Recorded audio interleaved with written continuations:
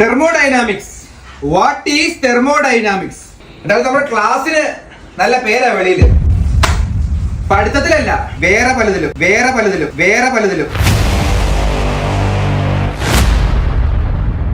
ആരാ എന്താന്ന് ഞാൻ പറയുന്നില്ല. നിങ്ങക്ക് ഈ കല്യാണപ്രായം ആകുമ്പോ വീട്ടുകാർ കണ്ടുപിടിച്ചോളൂ. നിങ്ങളായിട്ട് കണ്ടുപിടിക്കാൻ നിൽക്കണ്ട. ക്ലാസ്സിൽ നേരത്തെ വരിക, സംസാരം. ഇതെന്താ ഇത് മുടി ഇങ്ങനെ? ഫാഷൻ ആണോ?